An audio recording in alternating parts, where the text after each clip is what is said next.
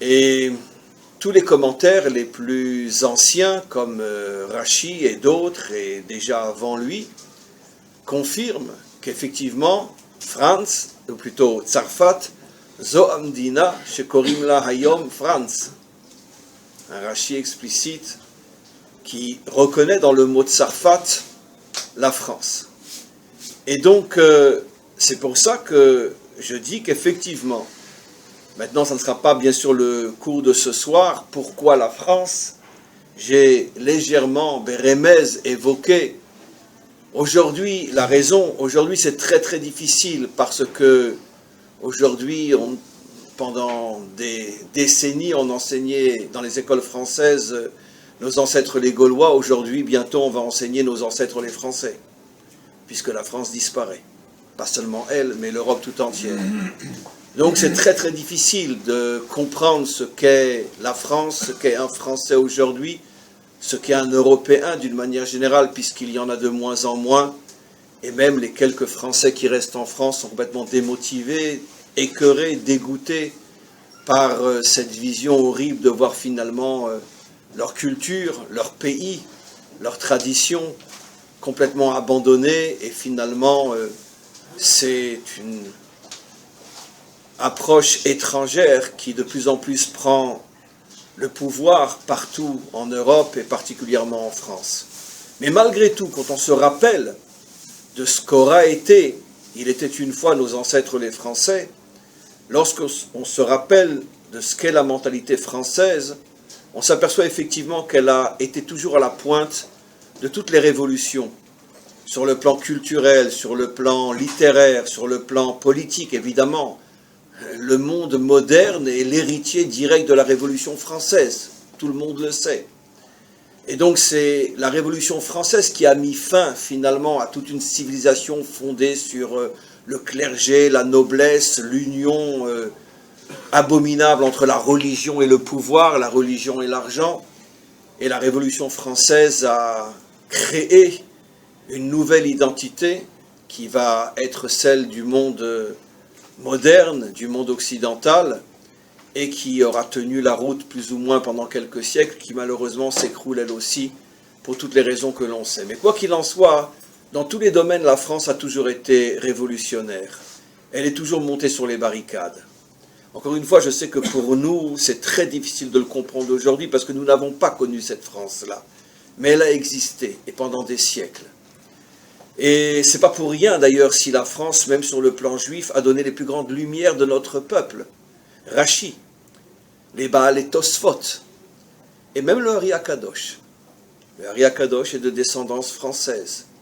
Louria vient du nom Loire, parce qu'il avait un ascendant qui était un grand médecin, qui a sauvé l'un des rois de France. Le roi de France l'a nommé comte de la Loire, et après le nom a été hébraïsé, la famille est devenue Louria. Mais à l'origine, même le Ari Akadosh était de France. Et donc, ça va beaucoup plus loin que ça. Dans le prophète Obadiah, il est dit clairement que lorsque le deuxième temple a été détruit, et que les Romains ont commencé à exiler les Juifs, les chasser de leur terre, le premier endroit où les Juifs sont arrivés, c'était en France. De qui s'agit-il? Des jeunes qui avaient été épargnés, qui avaient réussi à s'en sortir, mais qui ont été faits prisonniers. Les Romains s'étaient rendus compte que les combattants juifs étaient extrêmement forts, comme toute la tradition biblique l'enseigne, et donc ils avaient énormément de mal. On a tous vécu avec Astérix et Obélix, et on sait que les Romains avaient énormément de mal avec la Gaule, et ils ont envoyé à la tête des armées romaines des mercenaires juifs qui venaient d'Israël. Le premier endroit où les Juifs sont arrivés, c'était en France. On l'apprend du prophète Obadiah qui dit à Galut Achel Azé que l'exil de Édom a commencé en France. Et très certainement, les premiers Juifs qui ont quitté Jérusalem et qui sont arrivés en France sont très certainement arrivés à Marseille aussi. Et de Marseille se sont répandus dans toute la France. Et donc, c'est le premier endroit où les Juifs arrivent. C'est de France que vont sortir des géants dans notre histoire, plus géants que Rashi, on ne peut pas faire dans ce qu'on pourrait appeler l'explication de la loi, plus géant que le Hari Akadosh, on ne peut pas faire dans ce que l'on pourrait expliquer les secrets de la Torah, et les deux ont un lien avec la France. Le rabbi de Lubavitch avait dit à de très très nombreuses reprises, beaucoup de Lubavitch voyaient dans cette allusion une allusion au rabbi lui-même qui a passé 8 ans en France et qui a été à la Sorbonne et qui a décroché, je crois, une dizaine de diplômes à la Sorbonne, mais lui-même a dit clairement à de nombreuses reprises que le Mashiach lui-même passera par la France. C'est la raison qui a fait que beaucoup de Lubavitch, bien sûr, voyaient dans cette affirmation une allusion au rabbi. Mais quoi qu'il en soit, cette affirmation reste vraie jusqu'à aujourd'hui. Le rabbi aura osé aller jusqu'à dire qu'il y aura un lien entre le Mashiach et la France elle-même. C'est donc pour dire à quel point la France joue un rôle déterminant dans la délivrance finale. Peut-être le Mashiach lui-même viendra de France, mais en tous les cas, le prophète Obadiah dit clairement que de l'investissement des Juifs de France en Israël dépend la délivrance finale. Ve'aïta l'Hashem Amlucha. Alors, c'est vrai, Michael le disait dans son introduction, moi-même, ça fait 27 ans que je suis en Israël, et c'est vrai que jusqu'à ces dernières années, 3, 4, 5, 6, 7 dernières années, même pas, la communauté française s'est surtout occupée, préoccupée, et a véritablement réussi à s'intégrer dans ce pays, mais dans tous les domaines, sauf un, le domaine politique. Sans doute parce que la communauté française était trop préoccupée d'abord à se construire, se reconstruire, et c'est ce qu'elle a merveilleusement bien réussi partout aujourd'hui, on le sait. Il y a bien sûr des exceptions partout, mais la communauté française est une communauté exemplaire en Israël, sur le plan professionnel surtout, et dans tous les autres domaines aussi. Mais, depuis quelques petites années, on est passé à une nouvelle étape, où de plus en plus de francophones vivant ici en Israël prennent conscience que finalement, il faut aussi agir sur la scène politique, parce que finalement, c'est dans ce domaine-là que l'on pourra, si on a véritablement, comme on va le voir dans le cours, je suis toujours dans l'introduction, je commence dans quelques secondes le cours, mais si on a des hommes de qualité qui arrivent en politique, parce que tout le monde le sait, sans viser personne et sans parler de personne, que ce soit en Israël ou partout ailleurs, la politique c'est 99,9% de corrompus pour 0,0001% de plus ou moins normaux. Et si on arrive à faire rentrer en politique, et surtout en Israël, des hommes qui ont véritablement des valeurs morales, des valeurs spirituelles, qui sont des hommes véritables, qui s'investissent par idéal et qui ne flanchent pas tout au long de leur carrière en politique, c'est véritablement dans cet endroit, plus que partout ailleurs, que finalement il y aura l'action qui amènera la délivrance finale.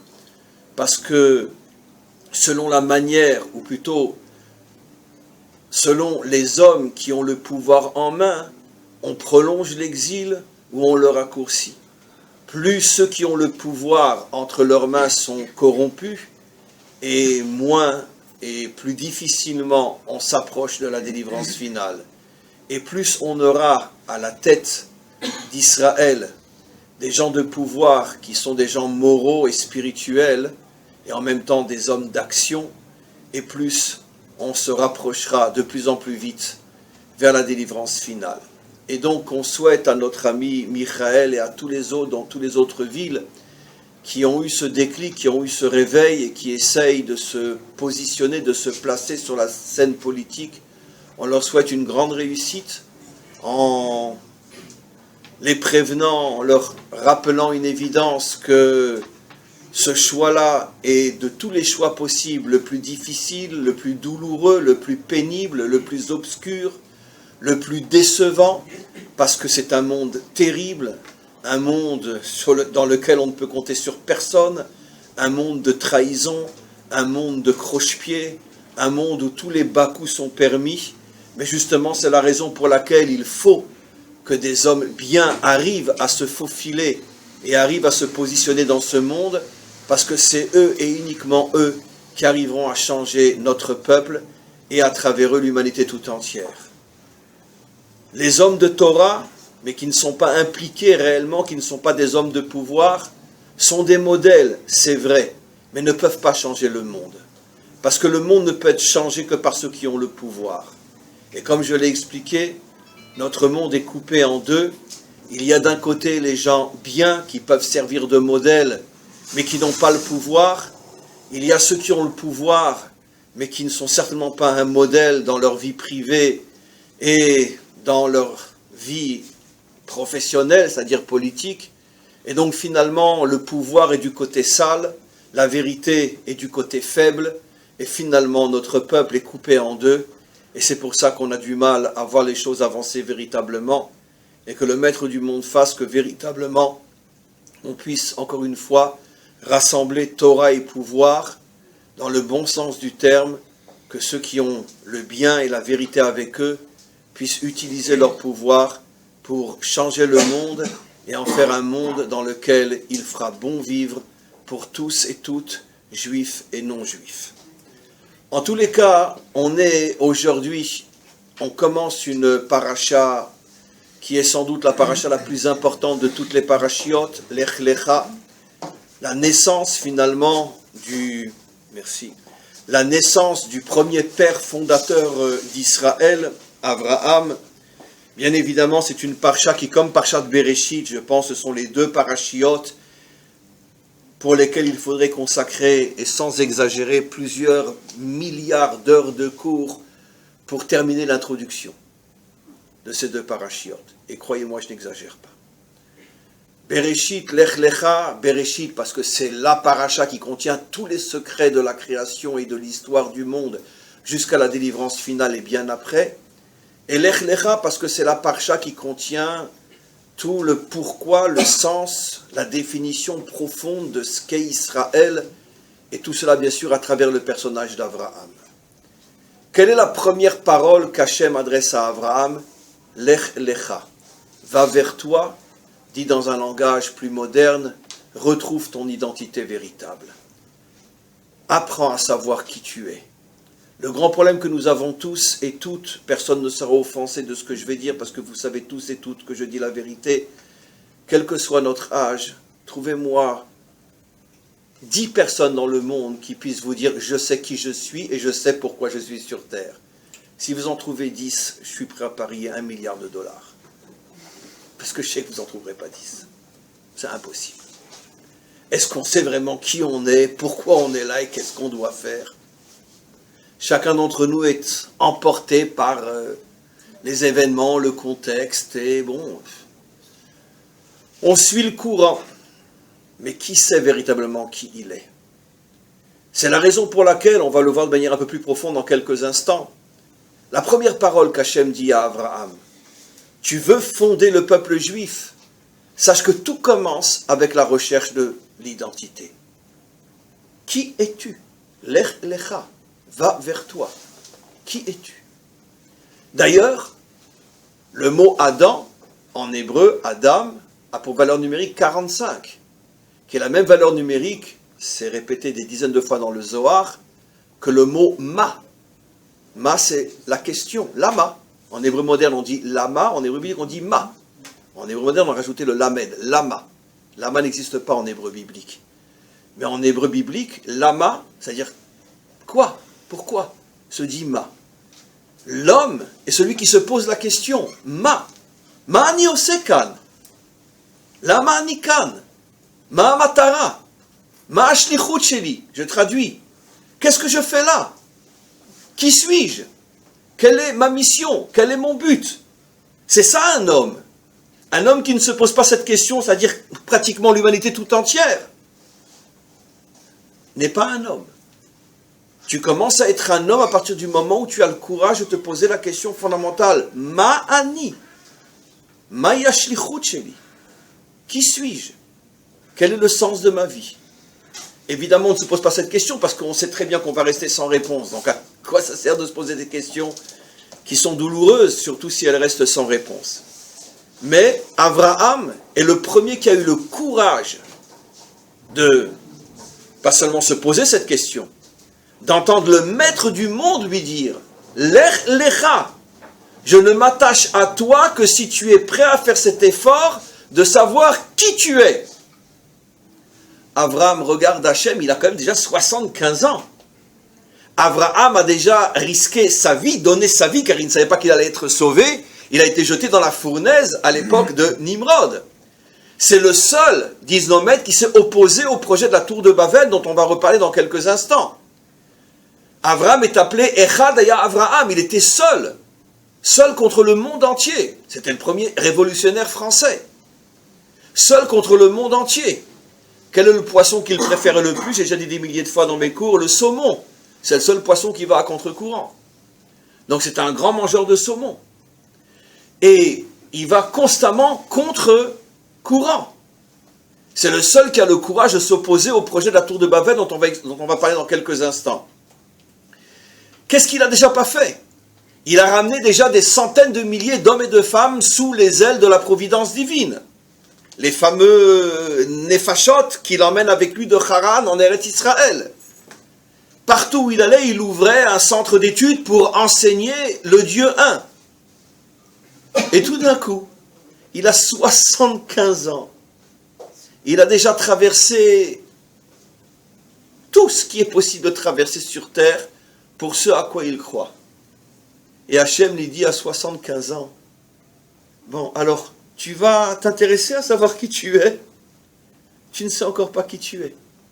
Vous imaginez dans un autre contexte, un couple magnifique, extraordinaire, marié depuis 50 ou 60 ans, c'est l'amour de ma vie, l'amour de sa vie, c'est toi et moi et toi. Et vous imaginez, après 60 ans de mariage, l'épouse qui dit à son mari, dis-moi, tu pourrais une fois t'intéresser à moi? À mon avis, il meurt sur le coup. Attends, je fais que ça depuis 60 ans. Tu es le centre de ma vie, tu es ma seule préoccupation. Je donne un exemple dans ce domaine-là pour que vous compreniez un petit peu le choc qu'a dû avoir Abraham quand après tout ce qu'il fait pour Hachem, y compris être prêt à donner sa vie, Hachem lui dit « Lech lecha, apprends à savoir qui tu es ». C'est bouleversant pour lui. Quoi, j'ai encore rien fait? J'ai encore rien réalisé? Hachem lui dit non. Non. Parce que l'essentiel, tu ne l'as pas encore commencé. El haaretz asher areka. Tu ne pourras savoir qui tu es, véritablement, que lorsque tu seras en Eretz Israël. C'est le seul endroit au monde où l'identité juive, authentique, essentielle, se dévoile à un juif. Jusqu'à présent, Abraham vivait à Manhattan, il vivait à Anvers, il vivait à Paris, il était dans le 16e, dans le 17e, à Neuilly, il était à Miami, il était à Los Angeles, il était à Moscou, il était à Casablanca, il était à Meknès, il était à Oran. C'était un gaon, un génie, un tzaddik. On en a eu dans tous ces endroits-là et jusqu'à aujourd'hui. Il avait des yeshivot comme à Manhattan avec 2500 élèves. Il n'y a qu'à Manhattan qu'on peut avoir une yeshiva avec 2500 élèves. Hachem lui dit, eh non, tu n'es toujours pas juif. Parce que tant que tu n'arriveras pas à la terre que je te montrerai, eh ben, tu ne sauras toujours pas qui tu es. Parce que ton identité, la vraie, elle est là-bas. Alors, bien sûr, on pourrait s'arrêter et se poser la question, mais attends, mais qu'est-ce que ça veut dire? Qu'est-ce que ça veut dire? Si je suis un grand Rosh Yeshiva à Miami, si je suis un grand tzaddik à Manhattan, si je suis un très très très grand rave dans le 16e ou dans le 17e, malgré tout, je ne suis toujours pas un vrai juif. Comment c'est possible? Et pourquoi? Et le petit juif de Tel Aviv, là, qui, on n'est même pas sûr qu'il fait Shabbat, lui, c'est un vrai juif. De quoi on parle? Alors, j'ai toute la Torah en France. Je ne sais toujours pas qui je suis, et je suis ici, et même si je n'ai pas la Torah, bien sûr que non. Les choses ne sont pas si simples que ça, et c'est ce que je vais expliquer malgré tout. Il y a deux parachiotes, mes amis, qui précèdent la nôtre, qui précèdent Lech Lecha. Deux parachiotes qui nous apprennent quelque chose d'extraordinaire. Et ces deux parachiotes contiennent finalement toute l'histoire du monde, toute l'histoire des peuples, ainsi que toute l'histoire du peuple juif jusqu'à aujourd'hui. Tout dans le secret de ces deux parachiotes dont je vais décoder uniquement l'ombre de la goutte de l'océan. Mais ça suffira dans le cadre de ce cours. Il y a la faute de Adam Arishon. Que provoque-t-elle cette faute? Je l'ai déjà expliqué des dizaines de fois. Une séparation totale entre la vie spirituelle et la vie matérielle. On le voit, les deux enfants que mettent au monde Adam et Chava, Caïn fait le choix de la matérialité, Oved Adama, il s'intéresse à ce monde terrestre. Avel fait le choix de la spiritualité.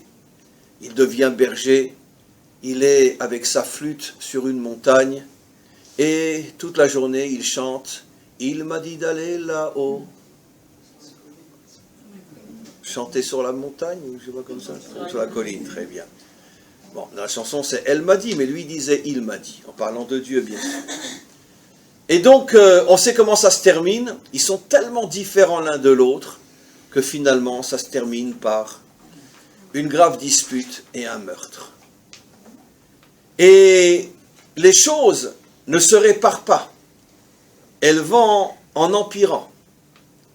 Et précisément, la paracha que l'on vient de lire, Parashat Noach, nous montre à quel point les hommes de vérité, les hommes spirituels étaient complètement déconnectés, complètement désintéressés. Ils se fichaient royalement de ce monde.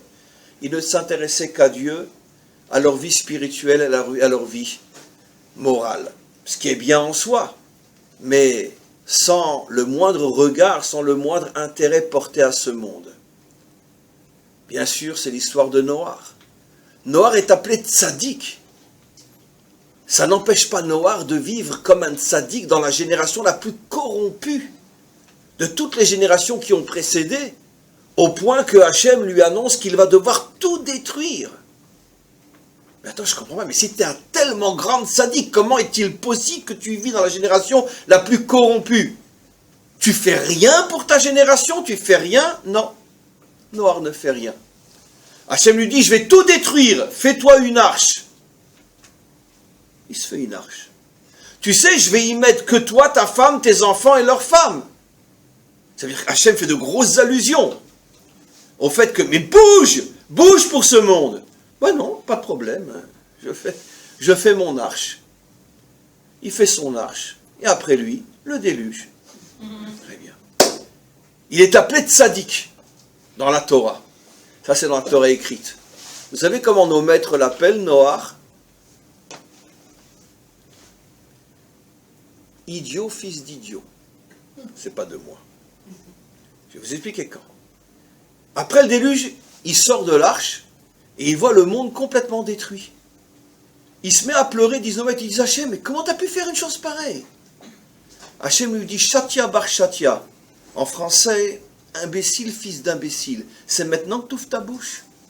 Quand je t'ai dit que j'allais tout détruire, tu ne pouvais pas prier pour ce monde que j'aurais sauvé si tu avais prié? Non, mais toi, c'est uniquement ta petite yeshiva, ton petit kollel, ta petite étude, ta petite fila, voilà. Maintenant, le monde s'écroule, c'est pas mon problème, ils n'ont qu'à faire tes chouvas. Hein. Tu n'es qu'un imbécile, fils d'imbécile, lui dit Hachem. Donc la Torah écrite l'appelle tzaddik, mais nos maîtres l'appellent imbécile, fils d'imbécile. C'est incroyable. Et donc, ça, c'est la spiritualité qui règne depuis la faute de Adam. La grande majorité sont des méchants qui ne s'intéressent qu'au plaisir de ce monde. Une minorité sont de très grands justes. La Torah dit oui, Noach est un très grand juste, mais qui se planque et qui tourne le dos au monde. Une spiritualité complètement désincarnée. Et bien dans l'histoire de Noach, on a autre chose aussi qui est extraordinaire. Après je vais faire le lien avec aujourd'hui, vous allez voir, c'est extraordinaire. La tour de Babel. Juste après le déluge, la tour de Babel. C'est quoi la tour de Babel? C'est le rassemblement des hommes pour créer une civilisation puissante avec des tours, des gratte-ciel, etc. Et on est tous rassemblés pour réussir sur le plan matériel. Qui est à la tête de ce projet? Nimrod. Pourquoi cette réaction de vouloir faire des tours, de rassembler tout le monde autour des tours, qui est bien sûr le symbole de la puissance matérielle, de la puissance, on pourrait dire même politique? Ce qui est très intéressant, c'est qu'on voit deux mots qui nous ramènent à la royauté. Ils disent « Naaseh lanu Shem » on va se faire un nom. Au sujet du roi David, il est dit « Vayas David Shem » que David, il a passé sa vie à vouloir faire un nom. On va voir la différence. De même, ils ont voulu faire une tour. Et comment David est appelé, ou plutôt comment son œuvre est appelée par les psaumes ou les prophètes ou les maîtres d'Israël? Migdal David. D'ailleurs, il y a à Jérusalem, Migdal David. La vie de David est comparée à une tour. Pourquoi? Parce qu'effectivement, c'est le premier vrai roi d'Israël qui a commencé à construire la puissance d'Israël. Et je ne parle pas bien sûr que de puissance spirituelle. Je parle d'une puissance en tant que nation respectée et crainte. Parce que David, chaque fois que quelqu'un osait essayer d'agresser Israël, il était réduit en poussière. Jusqu'à ce que les nations ont compris, et après est arrivé Shlomo, et pendant 40 ans, les nations n'osent même plus lever le nez contre Israël, car ils savent que c'est perdu d'avance. Mais qui a fait tout le travail? C'est David. David, toute sa vie, Vayas Shem. Il a travaillé toute sa vie pour que Israël ait enfin un nom au milieu des nations.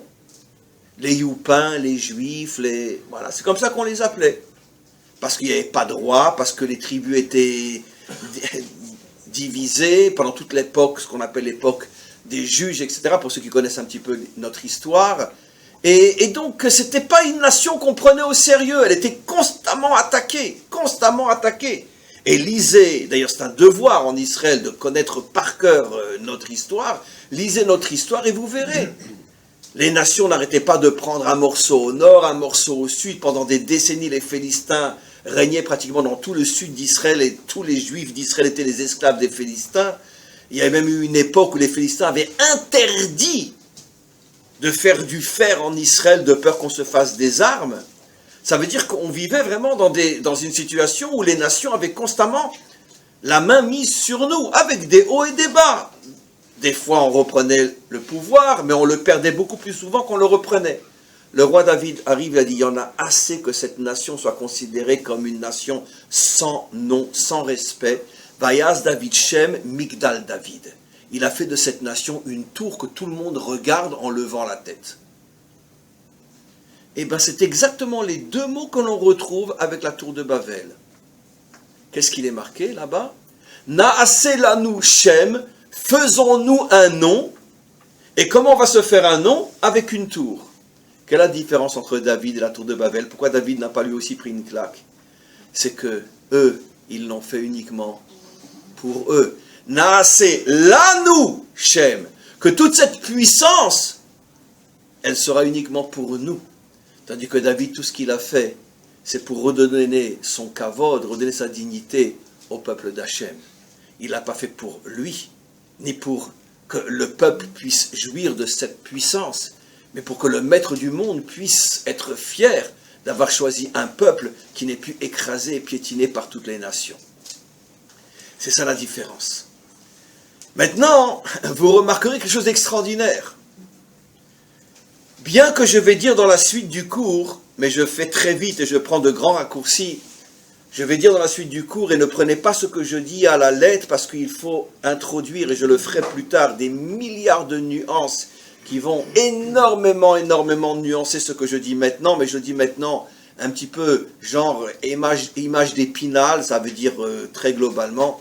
Je trouve c'est extraordinaire que Bnei Brak et Tel Aviv soient collés l'un à côté de l'autre. Il y a un symbole, moi ça fait 30 ans que je le dis, il y a un symbole, mais je n'arrête pas de le dire depuis que, parce que bon, là, vous, je ne sais pas depuis combien de temps vous êtes à Tel Aviv, mais si vous êtes là que depuis 5, 6, 7 ans, vous avez connu le Tel Aviv que l'on voit aujourd'hui, où il y a des tours qui poussent partout, des migdals qui poussent partout.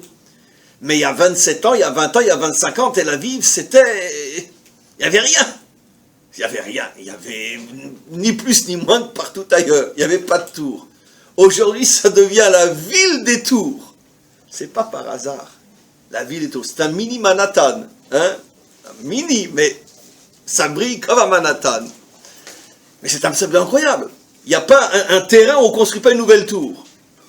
Pourquoi cette phobie de vouloir des tours et des tours et des tours et des tours et des tours sans arrêt? Et on est dans Tel Aviv, si on marche à pied, on rentre dans Bnei Brak sans se rendre compte qu'on a quitté Tel Aviv. Pareil à l'inverse. Tel Aviv et Bnei Brak sont collés l'un à l'autre. Quel est le message extraordinaire qu'il y a là-dedans? Avec toutes les nuances que je vais apporter tout à l'heure. C'est que d'une certaine manière, encore une fois, je m'excuse à l'avance car les choses ont beaucoup changé. Mais en tout cas, pendant très très très longtemps, Bnei Brak était un petit peu le symbole de Havel et Noach. Ça veut dire un endroit de très très très forte spiritualité. Mais bon, après moi, le déluge, ils n'ont qu'à faire teshuva. S'ils veulent venir, qu'ils viennent. Mais c'est pas nous qui allons aller les chercher. Et Tel Aviv, Migdal Bavel. C'est-à-dire un endroit où il y a que des tours qui poussent. Naasela Nushem, on va se faire un nom.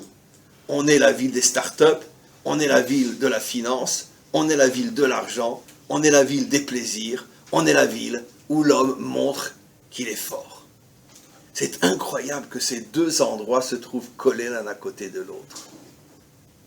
Et bien c'est ça, toute l'histoire du monde jusqu'à aujourd'hui. Comme je l'ai dit tout à l'heure, le monde est séparé en deux grandes catégories, les religieux d'un côté et les matérialistes de l'autre. Et c'est très très très très difficile finalement de faire le lien entre les deux. Abraham vient, et Abraham est le premier qui va se poser la question fondamentale, mais jusqu'à quand? Jusqu'à quand les tzadikim vont être à Bnei Brak et les Rechaïm vont être à Tel Aviv? Jusqu'à quand? Jusqu'à quand on aura partout dans le monde des religieux qui vivent dans des couvents et les autres qui vivent et qui croquent ce monde et qui le dévorent comme on croque dans une pomme? Jusqu'à quand? C'est impossible d'unir. C'est impossible d'avoir à la fois quelqu'un qui soit dans ce monde et qui soit un homme moral et spirituel. C'est impossible d'avoir un homme qui est moral et spirituel et qui soit en même temps dans ce monde. C'est la question qui hante Abraham. Parce que Abraham ne supporte pas la spiritualité du type Noach et évidemment ne supporte encore moins la matérialité du type Nimrod. Il dit, je veux ni Noach ni Nimrod. Et ça le hante, mais il n'a pas la solution. À l'âge de 75 ans, Hachem lui dit, tu sais, maintenant tu vas commencer réellement à pouvoir construire cet idéal qui réunit et Noach et Nimrod en un seul personnage, en un seul peuple, qui sera le peuple d'Israël et surtout au moment de la délivrance, où tu vas être le premier qui va réunir le spirituel et le matériel. Et pour ça, il te faut une terre. Vous comprenez maintenant pourquoi j'ai dit tout à l'heure que jusqu'à l'âge de 75 ans, il n'avait pas commencé encore? Parce que c'était un homme sans terre, un homme sans nation, un homme sans Tel Aviv, un homme sans tour. Et donc, s'il n'a pas une nation, s'il n'a pas des banques, s'il n'a pas une armée, s'il n'a pas des start-up, alors ça reste un homme spirituel. Mais un homme spirituel, il y en avait avant lui. Il y a eu Noach, il y a eu Shem, il y a eu Ever, il y a eu Havel. Tu n'as rien apporté de nouveau. Bon, chaque juste a son style, mais qu'est-ce que tu as apporté de nouveau? C'est pour ça que Hachem lui dit à 75 ans, Lech Lecha, tu n'as pas commencé encore. Tu n'as encore rien fait qui va dans le sens de ce que moi, le maître du monde, je veux. Réunir les deux. Je veux qu'il n'y ait plus ni Bnei Brak, ni Tel Aviv. Qu'il y ait une seule ville qu'on appellera Israël. Et qui englobe tout. Qu'à côté d'une start-up, il y a une yeshiva.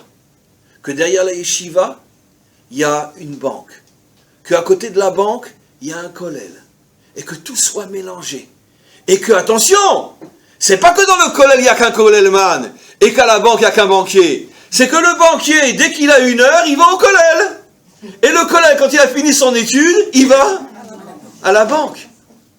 C'est pas que, parce que même si c'est encore que des kollelman et que des banquiers, on n'a encore rien gagné, même si c'est la banque à côté du kollel, c'est que le kollelman est un banquier et que le banquier est un kollelman. Ça, c'est le rêve de la délivrance finale. Jusqu'à aujourd'hui, ça paraît encore une utopie, bien qu'il y a des domaines où les choses commencent à changer de plus en plus, et dans le domaine du travail, on va parler un petit peu de l'armée tout à l'heure aussi. Mais quoi qu'il en soit, c'est encore loin d'être complètement réussi, mais les choses commencent. Et ça, c'est ce que dit notre paracha. Lech lecha el haaretz asher areka. Regardez, dans le mot el haaretz asher areka, on a les deux. El haaretz, je veux que tu te préoccupes de la dimension matérielle. Aval, asher areka, mais c'est moi qui vais t'indiquer comment tu te construis sur le plan matériel. Areka. Jusqu'à présent, le areka que je te montrerai, c'est je te montrerai comment te construire sur le plan moral et spirituel. Et là, il y a un chidouche inimaginable dans ce verset. Je vais te montrer comment te construire sur le plan matériel. Alors Abraham répond, enfin maître du monde, avec tout le respect que je te dois, tu sais, si je fais Polytechnique, ou si je vais à la Sorbonne, ou si je fais une école de finance, j'ai pas besoin de toi pour savoir comment on monte les affaires. J'ai pas besoin de toi. Hachem lui dit, détrompe-toi. Parce qu'effectivement, pour monter une start-up, t'as pas besoin d'Hachem. Pour être un grand banquier, t'as pas besoin d'Hachem. Mais pour être un banquier propre, et un dirigeant de start-up propre, là tu as besoin d'Hachem. Asher Areka. Et à plus forte raison, tu sais, j'ai pas besoin de toi, Hachem, pour entrer en politique, parce que j'ai fait HEC. D'accord? Mais Hachem lui répond, c'est vrai. Pour devenir un politicien, tu n'as pas besoin de moi. Mais pour être un politicien moral, tu as besoin de moi. C'est ça le sod Haaretz, Asher Areka. Tu rentres dans la matérialité, mais c'est moi qui t'apprends comment te construire dans ce monde matériel. C'est la chose la plus difficile, pratiquement introuvable jusqu'à aujourd'hui. C'est très très très difficile. Très très très difficile. Parce qu'arriver à joindre les deux, c'est la sagesse la plus difficile à atteindre, bien que, encore une fois, notre peuple est sur la bonne direction, mais il y a encore du travail jusqu'à la délivrance finale. Maintenant, je vais rajouter deux choses très importantes. Abraham s'en va. Et regardez. Il vient de Haran. Ça, je l'ai déjà dit des centaines de fois. Il vient de Haran, qui, d'après notre tradition, c'est le nord de la Turquie, la frontière avec... le nord de la Syrie, pardon, la frontière avec la Turquie. En venant de Haran, si tu arrives en Israël, par où tu arrives? Par le nord. Donc, normalement... il est arrivé par le Golan, très certainement, il est rentré dans le Galil, et il se dirige vers le bas. Or, Hachem va attendre qu'il se trouve à Shrem, pour ce Elon Moré, dans notre paracha, pour se dévoiler à lui, et lui dire, pour la première fois, sache, c'est la terre dont je t'ai parlé, je te la promets à toi et à ta descendance. Donc la première fois que Hachem promet cette terre à Abraham et à Israël, c'est à Shrem, l'endroit qui sera donné à quelle tribu? Yosef. Et où sera enterré? Yosef. Nos maîtres posent la question, mais pourquoi Hachem ne s'est pas révélé quand il est arrivé dans le Golan, quand il est arrivé en Galilée? Il a sans doute été... dans la région de Tzfat, dans la région de Méron. C'est sans aucun doute des endroits extrêmement chargés de spiritualité. Pourquoi Hachem, là, ne lui dit rien? Il attend qu'il arrive à l'endroit qui représente Yosef Hatzadik. Pourquoi? Et là, il lui dit, cette terre sera à toi et à tes descendants. Il y a une explication simple, mais d'une puissance extraordinaire. Pourquoi la promesse que cette terre nous est donnée est faite à l'endroit qui symbolise Yosef Hatzadik? Alors, je vais vous répéter quelque chose qui est très important, simple mais très profond. Donc, vous savez que quand Yaakov se trouve donc chez Lavan, les enfants naissent les uns après les autres, et boum, quand naît Yosef, Yaakov décide de repartir. Nos maîtres posent la question, pourquoi Yosef précisément?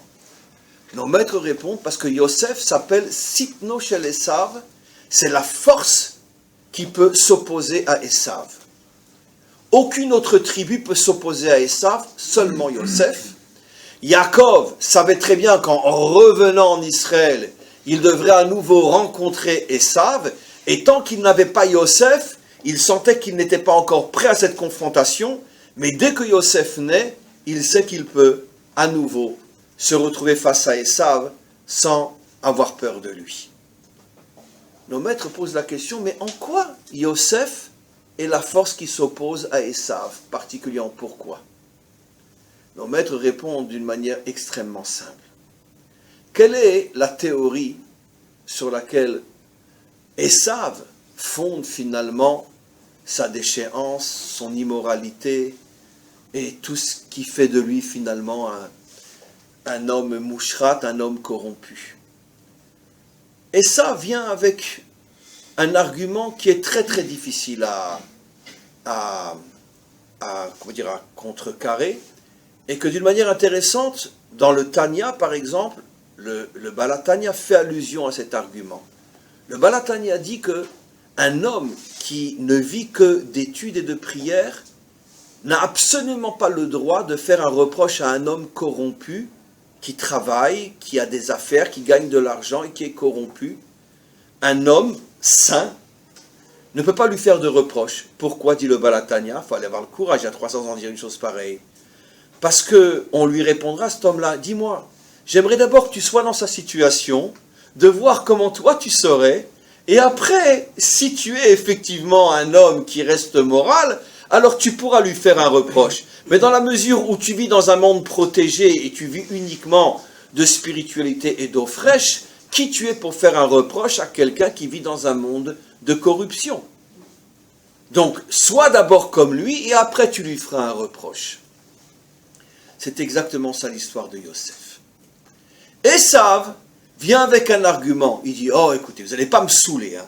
Je sais, le bon Dieu il existe, je sais, il faut être gentil, il ne faut pas être méchant, etc. Mais je voudrais bien vous y voir, moi, travailler à Wall Street du matin au soir et rester propre. C'est pas possible, je regrette. Il y a un choix à faire. Ou tu es à Wall Street et tu deviens une crapule, ou tu vis à la yeshiva et tu fais semblant d'être un saint. Je dis semblant d'être un saint parce que comme tu n'as aucune confrontation à ce monde, tu peux t'imaginer que tu es un saint, évidemment. Très bien. Mais si tu es à Wall Street, eh ben, on a tous entendu parler du film Le loup de Wall Street, etc. Ben, on sait ce que c'est Wall Street. On sait ce que c'est. Et puis, si tu rentres en politique, alors n'en parlons pas. Je veux dire, tu t'imagines que tu peux arriver à la tête d'un État sans être la pire des crapules de cet État. J'espère que vous n'imaginez pas les choses quand même. Ça me paraît. Non, c'est impossible. Impossible. Voilà. Mais d'un autre côté, il faut bien quelqu'un qui dirige l'État. Si je vais demander à Baba Saleh de diriger un État, Baba Saleh va dire ouh. Non, non, c'est pas pour moi. D'accord? C'est quoi, tu veux ma peau? Je suis bien où je suis. Donc tu veux diriger un État, très bien, mais tu vas devoir passer par tout ce qu'un homme qui rentre en politique doit passer, l'argent, le pouvoir, les femmes, la corruption et tout le reste, et les mensonges et tout ce que vous voulez. C'est comme ça, c'est le prix à payer. Pour un homme qui se prétend comme Esav. Vient Yosef et lui dit, tu ferais mieux de la fermer, Esav, parce que tu n'es qu'un sale petit menteur. Tu veux faire croire au monde entier que si on rentre en politique ou si on gagne de l'argent, on doit devenir corrompu? Dis-moi, et moi alors? T'en connais un sur terre qui était plus beau que moi? Allez, nos maîtres nous disent qu'à chaque fois que Yosef sortait dans la rue, toutes les filles d'Égypte allaient sur leur balcon et lui sifflaient, jetaient des dollars pour dire viens chez moi. C'est pas de moi. Il rendait fou les filles. Très bien. Okay. Intelligent, même Pharaon a dit qu'il n'y a pas dans tout le pays un homme aussi intelligent que lui. Donc, beau à faire craquer toutes les filles. intelligent à faire craquer tous les chachamim de Pharaon. Il devient le second de l'Égypte. Il a le pouvoir, il a l'argent, il a tout. Et il reste Yosef ha-tzadik. Yosef dit à Esav, allez, arrête ton cinéma. Ça fait des millénaires que tu fais croire à tout le monde que si on est un homme d'argent, un homme d'action, un homme de pouvoir, on est forcément un homme corrompu. Et moi, t'en connais un qui a eu autant d'épreuves que moi? T'en connais un qui a été autant couru, autant désiré par les filles que moi? T'en connais un qui a été à la tête d'un État autant corrompu que moi? Nos maîtres appellent l'Égypte Eretz Zima, c'est-à-dire le summum de la corruption. Vous imaginez l'Égypte de Pharaon? Je veux dire, tu prends tous les pays d'aujourd'hui et toute leur corruption, c'est même pas l'ombre de ce que pouvait être le pouvoir politique et le pouvoir économique des pharaons. Et moi, c'est moi qui dirigeais ça. Et je suis le seul de toutes les tribus d'Israël qu'on appelle Yosef ha-tzadik.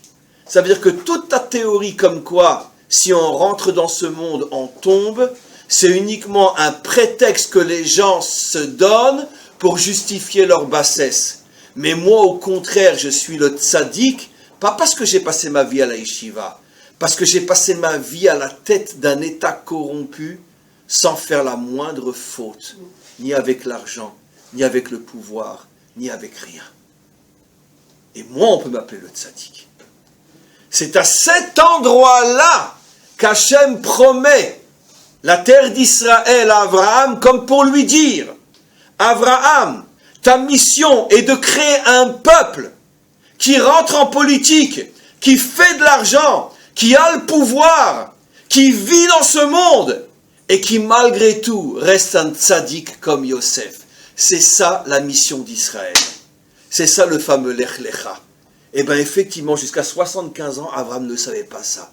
Parce que Abraham, avant le Lech Lecha, si tu lui avais dit tu veux rentrer en politique, qu'est-ce qu'il t'aurait dit Abraham? Mais ça va pas, c'est un monde complètement corrompu.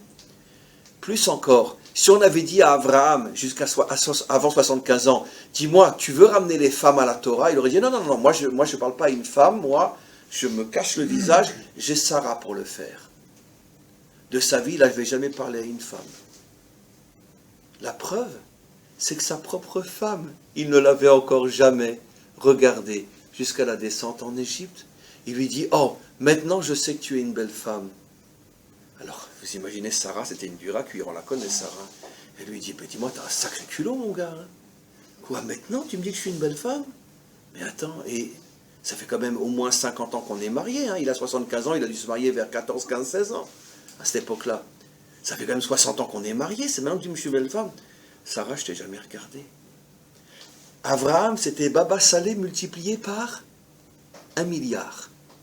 Vous connaissez l'histoire avec Baba Salé, qu'un jour, son fils Baba Meir revenait de Roule. Baba Salé était fou amoureux de ses enfants, mais particulièrement de Baba Meir. Et il a quitté Netivot pour aller l'accueillir à Ben Gurion. Une histoire authentique. Et alors, bien sûr, il part recouvert de 150 voiles pour être sûr que même l'ombre d'une femme, il ne pourra pas voir. C'est Baba Salé. Et que Dieu ne plaise, il n'y a aucune critique, que Dieu ne plaise. C'est Baba Salé. Il arrive à l'aéroport, son fils arrive, il s'embrasse, etc. Il n'a rien vu, il rentre. Pendant plusieurs semaines, il ne donne pas cours. Il refuse de recevoir qui que ce soit. Vous allez tomber par terre. Et puis au bout de 3-4 semaines, il ressort et il redonne son premier cours, son première entrevue. Un de ses amis lui dit, « Rabbi, pourquoi vous avez disparu pendant plusieurs semaines ?» Il répond, « J'avais tout prévu sauf une chose. C'est que dans les haut-parleurs de l'aéroport, c'est des voix de femmes. Alors l'avion en partance de Paris va partir dans quelques minutes. Ah, c'est des belles voix de femmes. Très bien. Et lui, il avait oublié de se boucher les oreilles. Ça l'a fait tomber spirituellement pendant plusieurs semaines. Il a dû travailler jusqu'à ce qu'il retrouve le niveau qu'il avait avant. C'est une histoire folle. Il a eu le courage de le dire. Ça, c'était Abraham avant Lech Lecha. Sa propre femme, il ne l'avait jamais regardée. Vous comprenez ce que c'est le choc pour Abraham de Lech Lecha? Il arrive à Shrem et Hachem lui dit, sache, maintenant je veux que de toi sorte un peuple dont le modèle sera Yosef. Un homme qui est complètement engagé dans ce monde et qui reste un tzaddik. Mais alors vraiment, je comprends pourquoi tu m'as dit Lech Lecha, j'aurais pensé à tout, sauf à ça. C'est ça ce que je veux. Ça, c'est le juif de la délivrance finale. Il fait de la politique, il a de l'argent, il a le pouvoir, il est dans ce monde, il y a des tentations, et il reste un tzaddik. Ça, c'est le juif qui amènera la délivrance finale. Parce que rien n'est plus dur que ça. Et si on en a ne serait-ce qu'un qui arrive dans notre génération, le Mashiach arrive tout de suite. C'est sûr et certain. Un qui arrive, le Mashiach arrive. La délivrance dépend de celui qui arrivera à rentrer dans toutes les obscurités de ce monde et à rester injuste. La délivrance ne viendra pas par le mérite de ceux qui sont toute la journée enfermés dans leur maison d'études, même s'ils ont un rôle très important pour notre peuple, car c'est eux qui, par la lumière de leur Torah, nous protègent. Mais la protection est une chose, la délivrance en est une autre. Pour être protégé et avoir eu la possibilité de traverser l'histoire, alors que tous les empires et toutes les civilisations et tous les peuples ont disparu, on le doit grâce à tous les Baba Salé de l'histoire, toutes les yeshivot et tous les kollels qui, grâce à leur Torah, ont créé autour de nous une muraille qui nous a protégés de la disparition, qui a emporté toutes les civilisations depuis que nous existons. Mais la protection est une chose, la délivrance en est une autre. Si eux nous protègent, ce n'est pas eux qui nous délivreront. Nous serons délivrés par le mérite d'un banquier ou d'un politicien qui, dès qu'il aura 1 heure, il partira à la yeshiva pour étudier, et à chaque fois qu'il aura une épreuve, il tiendra fort comme Yosef Hatzadik. Et il restera un modèle de ce que l'on peut être dans ce monde, et malgré tout être un homme moral. C'est cet homme-là qui amènera le Mashiach, plus encore que Baba Salé, plus que quiconque. Chacun a son rôle, mais ne nous trompons pas de rôle. C'est pour ça que notre génération, justement, qui est une génération où il y a tellement de gens qui reviennent à la Torah, mais qui en même temps sont impliqués dans ce monde, c'est cette génération qui amènera la délivrance finale. Juste encore un aspect, et j'ai terminé.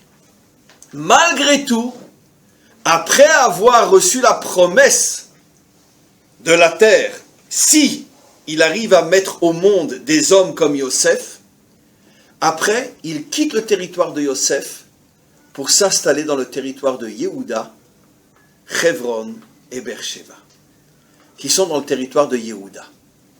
Quelle est la différence fondamentale entre Yosef et Yehuda? Et vous savez toutes les disputes qu'il y a eu entre eux, on ne pourra bien sûr pas le voir aujourd'hui, mais c'est intéressant qu'il commence sa vie et il reçoit la promesse dans le territoire de Yosef, mais après il s'installe dans le territoire de Yehuda. La différence fondamentale, mes amis, entre Yosef et Yehuda est très simple. Yosef représente la perfection de l'individu juif. Yehuda représente la construction de la nation d'Israël. Le tzaddik, ça ne peut être que des individus. Croyez-moi, et il n'y a pas d'illusion à se faire, même quand le Mashiach viendra, ce n'est pas tous les banquiers qui seront moraux. Mais par contre, il y aura beaucoup de banquiers qui seront comme Yosef. Et ça suffira pour amener le Mashiach. Même après que le Mashiach vienne, ce n'est pas tous les politiques qui seront moraux. Mais il y aura beaucoup de politiques qui seront comme Yosef Hatzadik. Mais ça restera tzaddik, ça ne peut pas être tout le monde. Ce ne sont, après Triat Hametim, c'est autre chose, ça je ne sais pas, mais je parle de l'Imot HaMashiach. L'Imot HaMashiach, c'est vous et moi, on continue à boire de l'arak, de la boukha, on continue à fumer, c'est Imot HaMashiach. C'est un monde très très réel, sauf qu'un monde où l'humanité va se reconstruire. Donc il y aura toujours des tordus, c'est sûr, mais il y aura de plus en plus d'individus qui seront des gens extraordinaires et par leur mérite, le Mashiach pourra faire son travail. Donc le tzaddik, c'est surtout une affaire individuelle, même si ça peut toucher des milliers. Yehuda, lui, son truc, c'est pas le tzaddik, c'est la nation. Meler. Yehuda, c'est la Malchut, c'est la royauté. Lui, son travail, c'est de construire la nation. Et c'est la raison pour laquelle, après avoir reçu la promesse dans le territoire de Yosef, Abraham s'en va et il va chez Yehuda. D'ailleurs, il fait allusion au fait que la délivrance se fera d'abord avec Mashiach ben Yosef et après Mashiach ben David. Dans son Ta'alir, on a toute l'histoire d'Israël. Et donc il s'installe après dans le territoire de Yehuda, à Hebron, à Beersheba. Rashi fait allusion au fait qu'il passe aussi par Jérusalem, qui est aussi dans le territoire de Yehuda, pour nous faire comprendre que c'est très très important qu'il y ait des tzadikim parmi nous, mais le plus important de tout, c'est de construire la nation d'Israël. Et la nation d'Israël se construit, encore une fois, avec une terre, avec des institutions gouvernementales, avec une société qui est fondée sur des principes qui permettent à chacun de trouver leur place, avec une armée et avec tout ce qui fait qu'une nation puisse exister. Et ça, c'est la dimension Yehuda. Et Abraham a compris depuis l'Ech Lecha qu'il fallait sortir de sa bulle spirituelle et il fallait aller jusqu'à construire une nation avec tout ce que cela implique, avec des tours, avec des buildings, avec des gratte-ciel, avec des start-up, avec des banques, avec des sociétés, avec des entreprises, avec tout ce qui permet de construire une nation. Et c'est pour ça qu'il termine sa vie dans le territoire de Yehuda pour nous transmettre le message qu'une spiritualité qui ne se soucie pas de construire la nation, c'est pas ça la vocation du peuple juif. Je disais tout à l'heure, et je voudrais terminer sur ce point très très important, il se passe un phénomène nouveau dans ce pays, c'est pour ça que j'ai eu beaucoup de mal à parler de Bnei Brak et Tel Aviv, parce que la vérité c'est que les choses changent, mais pour l'instant malheureusement encore trop en secret. Israël, les Israéliens ne savent pas encore ce qui se passe suffisamment, je vais vous le dire, et il y a un changement radical et qui prouve qu'on avance véritablement à grands pas vers la délivrance finale. Vous savez, en ce moment on parle du Chok HaGiyus. Chok HaGiyus, est-ce que oui ou non les Haridim vont faire l'armée ou non? Alors sachez, messieurs et mesdames, je vais le dire de manière un petit peu française, ne m'en voulez pas, c'est l'une des plus grandes foutaises politiques, l'une des plus grandes fumisteries politiques de ces dernières années. Pourquoi je dis que c'est une foutaise totale? Parce que ça fait déjà 4, 5, 6, 10 ans que des centaines, des milliers de Haridim vont à l'armée. Et tous, pratiquement tous, sont dans des unités qui sont Kravi. J'explique. Kravi combattante. Aujourd'hui, on a Netzar Yehuda, Haridi, qui sont l'armée, comme le Nahal, pour ceux qui connaissent, comme le Nahal, c'est-à-dire ce sont les soldats, les combattants. Il y a une unité donc dans l'armée d'Israël, Netzar Yehuda, Haridi. Mais depuis quelques années, depuis 4-5 ans, c'est tout récent ce que je dis, on a des unités Givati, Haridi, on a des parachutistes, Haridi, à Beth Lid, l'unité parachutiste la plus importante parmi les parachutistes sont des Haridim, ils sont plus de 80, ils s'appellent Chetz. Chetz signifie Haridi Tzalchanim. Chetz veut dire la lance, la flèche, ils ont fait un jeu de mots, ils sont plus de 80. On a d'ailleurs été les visiter une fois, Michael et moi, sauf que bon, ils n'étaient pas tous là à ce moment-là, parce que la plupart étaient en mission, mais on en a vu une dizaine, une quinzaine sur les 80. C'est d'ailleurs eux qui nous ont dit qu'ils étaient 80, qu'ils étaient l'unité la plus importante de parachutistes de Beth Lid. Et d'ici quelques mois, on aura des Golani Haridi, et on est en train de parler de Shayetet, Shlosh Esrei, et un jour on aura Sayeret Matkal aussi. Et on aura le Maglan, on aura tout. Et ça, et c'est quelque chose qui, moi, je le dis franchement, me brise complètement. Comment se fait-il que les Israéliens ne le savent pas et qu'ils continuent à croire que les Haridim ne vont pas à l'armée? C'est aujourd'hui des centaines, des milliers qui sont à l'armée. Si je prends toutes les unités qui existent, il y a des camps militaires Haridi qui sont en face de Haza. À Marsom Erez, par exemple, Ça veut dire que de là où tu es, tu peux dire bonjour au Gazati. Voilà. Ce sont que des Haridim. Il y a un changement inimaginable. J'ai beaucoup de mal à savoir pourquoi les choses sont tellement cachées, pourquoi les politiciens sont à ce point infâmes, menteurs, d'oser continuer à faire croire au grand public que les Haridim sont toujours à la yeshiva. Il y a sans doute des calculs politiques derrière tout ça qui me dépassent. Mais sachez que dans la réalité, les choses sont en train de changer à une rapidité telle que je vais vous dire, proportionnellement parlant, je parle proportionnellement, il y a plus de Haridi Kravi que de Chiloni Kravi aujourd'hui. Oui. Vous savez que pratiquement plus de 90% des Chilonim ne vont pas chez le Kravi. Que quelqu'un me contredise. D'abord, je ne parle même pas de ceux qui ne vont pas faire l'armée. Je parle de ceux qui s'engagent. Le Kravi Chiloni, c'est aujourd'hui, je crois, si je ne me trompe pas, 10, 15, 14%. Alors que chez les Haridim, pratiquement tous sont Kravi. Chez les Datim, ça fait longtemps. Dati Leumi, ça fait longtemps. Mais maintenant, je parle chez les Kravi. Maintenant, excusez-moi de vous dire ces choses-là avec tellement de précision, parce que je suis impliqué, j'enseigne à l'armée, je sais de quoi je parle. J'enseigne toutes les semaines à l'armée, je sais de quoi je parle. Et donc, c'est absolument inimaginable. Chaque jeune Haridi qui s'engage, Kravi. Et aujourd'hui, c'est même plus Netzar Yehuda qui est Stam l'armée. C'est Givati, Golani et Tzanchanim. Donc, les endroits les plus durs, les plus dangereux, Givati. C'est les premiers qui rentrent à Asa s'il y a un conflit. D'accord. Et donc, voilà la situation aujourd'hui. Donc, effectivement, il y a un changement inimaginable que l'on voit aujourd'hui en Israël.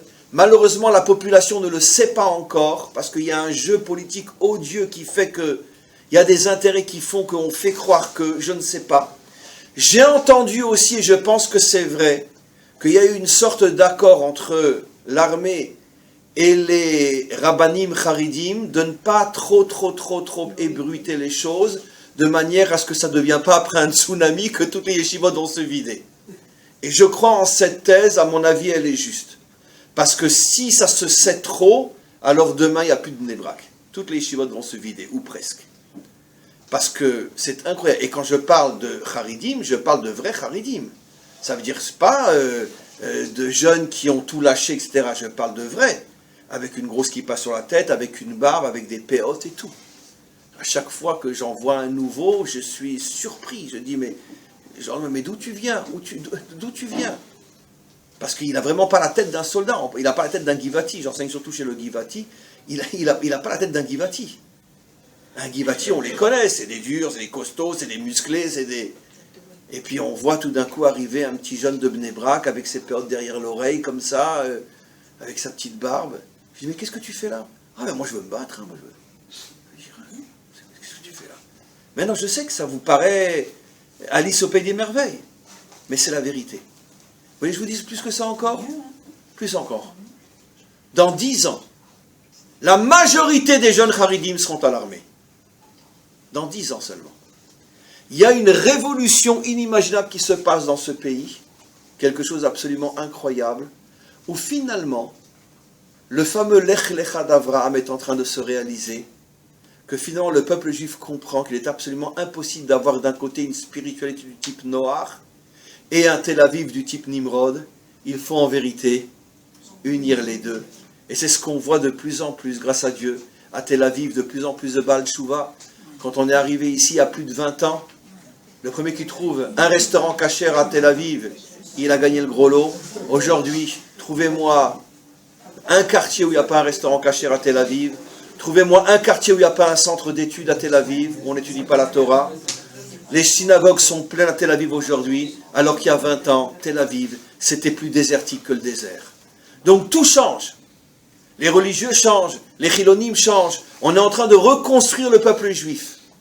Merci Hachem de nous avoir fait vivre cette génération, dans cette génération, et que le Maître du monde nous permette d'être pas seulement celle qui voit le début de la délivrance, mais qu'on soit aussi présent au moment de la fin de la délivrance, Amen Bechen Yiraat Son. Et je termine le cours en encourageant encore une fois mon grand ami et mon élève, Michael, que tu as bien compris qu'une bonne partie du cours t'était adressée à toi aussi, que tu puisses aller loin en politique et être toujours comme tu l'es aujourd'hui, et comme je n'ai aucun doute tu le seras toujours, un Yosef Hatzadik, de prouver à tous qu'on peut être engagé dans ce monde et rester avec des valeurs, et plus encore, précisément par le fait que tu t'engageras dans ce monde, tes valeurs vont devenir de plus en plus grandes, ta morale et ta spiritualité vont devenir de plus en plus grandes, et je peux en témoigner, je t'ai connu il y a quelques années, il y a 2-3 ans, je te connais aujourd'hui, tu n'es pas le même, tu es incomparable, et précisément parce que justement tu t'engages.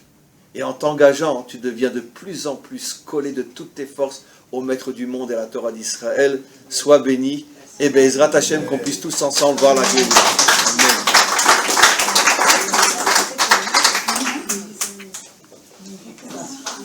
Mais je rebondis et j'ai oublié l'essentiel. Tout ce que j'ai dit sur Michael est vrai. Mais comme un jour Rabbi Akiva a dit à ses élèves, en parlant de sa femme, Sheli veshelachem shelahi. C'est-à-dire que quand Rabbi Akiva est devenu un grand maître avec ses 24 000 élèves, et pendant 24 ans, il n'a pas vu sa femme, quand après il l'a revue, et que personne ne la connaissait, elle s'est approchée de lui, et puis les élèves ne la connaissaient pas. Une femme qui s'approche du Gadol Hador, ils ont essayé de la repousser. Il dit, mais vous êtes fous. Il leur a dit, Sheli veshelachem, moi et vous, c'est elle. Il n'a même pas dit par son mérite, il a dit c'est elle, on lui doit tout. Car sans elle, je ne serais pas Rabbi Akiva, vous ne seriez pas mes élèves. En ce qui concerne Michael, on sait aussi pas mal de choses sur son épouse, Baruch Hashem. Et Be'ezrat Hashem, que vous continuiez à être sa source d'inspiration, comme vous l'êtes depuis le début, et qu'ensemble, vous soyez un modèle pour tout Israël. Amen. Merci.